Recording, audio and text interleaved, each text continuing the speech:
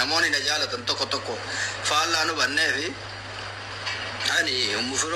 firoo harkuma kiyyaan akka isaan deeman godhe harkuma kiyyaan wantoota adda addaa wantoota isaan barbaachisu guutee fi namni na gargaare hin jiru, namni birrii tokko na erge hin jiru,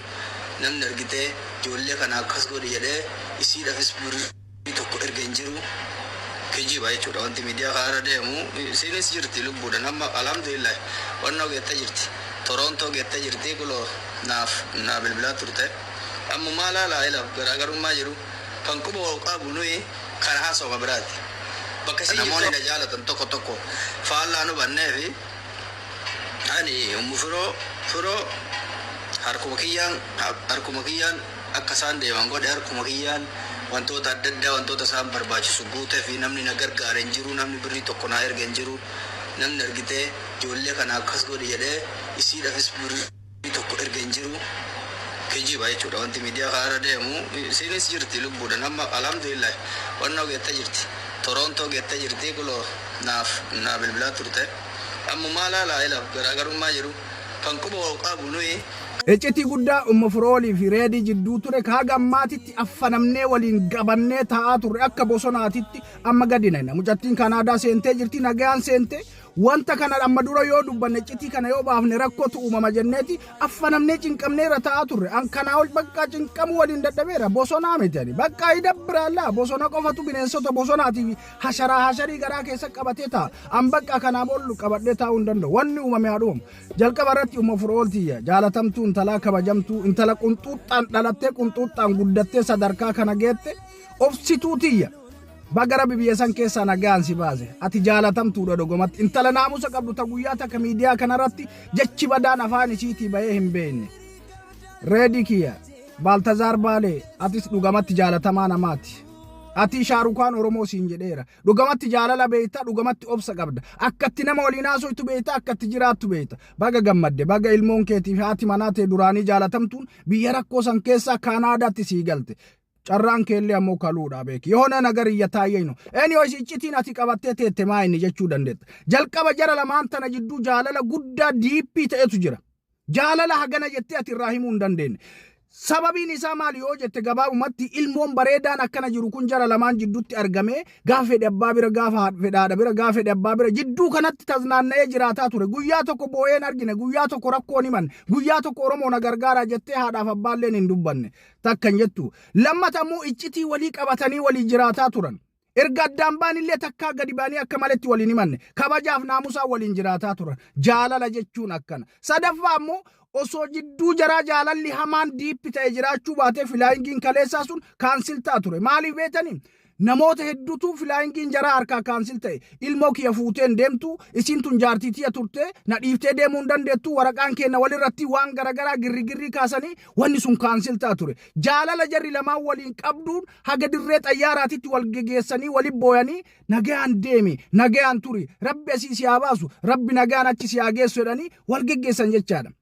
Namoota hedduutu gaafa dirree xayyaaraa gaan harkaa kaansil ta'e Kaayiroo keessatti fakkeenya kanaaf Fayyisaa Furii artiist Fayyisaa Furii akka fakkeenya kaasuu dandeenya Fayyisaa Furii erga Kaayiroo dhufee ganda isaan deema beera bira ganda kaan deema beera hunda lakkafee fixeet gaafa inni Kanaadaa bararuudhaaf dirree xayyaaraa ga'e beerri wal geettee diyyee xaraaraa dhuftee jaarsa kiyya jaalallee kiyya na dhiiseen deemotte filaayingiin isaa kaansil harkaa ta'e luka ofii harkisaa biyyatti galeechaadha argite. Artiistiin guddaanuu dogonkora gana ga'u dalage nama hedduutu dogonkora akkanaa dalage silaa Reediilleen osoo barnoota qabaachuu baate osoo nama jaalalaa ta'uu baate haati manaa isaa Firooliin osoo nama jaalalaa ta'uu baate jidduu kanatti rakkootu uumama obsa qabaachuu waan guddaadhaan nama ga'a agartanii jaalala Reedii Aadamii fi Firool irraa baradhaa.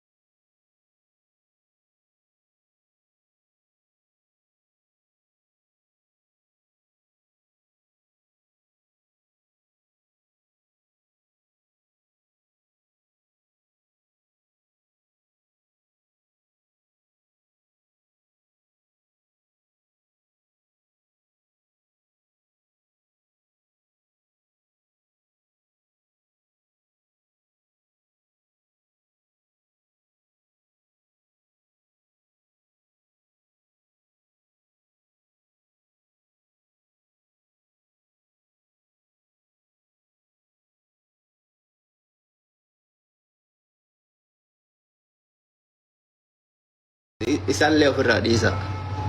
Amma dhimma ummufiraa ol deemuutii fi dhimmi jireenya keessa jiru kana faana dhibee waa walitti dharabbii jedhamee maal waan wal fakkaata. Waan wali fakkaata ciibsamee mee waan walitti fidana. Dhimmi imalaa dhimma biraa imala namni ni imala. Dhimmi jireenya keessa jiru kan biraa namni maa walitti hidhamee waan hin fakkaanne. Lola wayiitii miti, sargii wayiitii miti, imala kun. So wali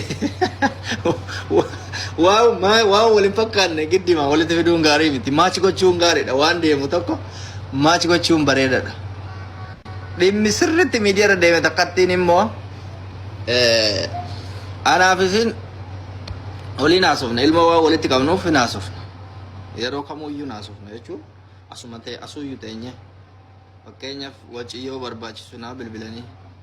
kiraayin barbaachisnaan asbeeza wanta adda addaa barbaachifnaan waliin haasofna. Yaani ilma waan jidduu teenye jirtuuf kasanirraa fi keezii biraa walitti hin qabnu. Maaliif walitti hin qabne namni adda bahee keezii biraa walitti hin qabaatu. Namni kun gaafa adda bahee jireenyi hin dhaabu si galee jireenya jiraachuu danda'a jireenya dhuunfaasaa.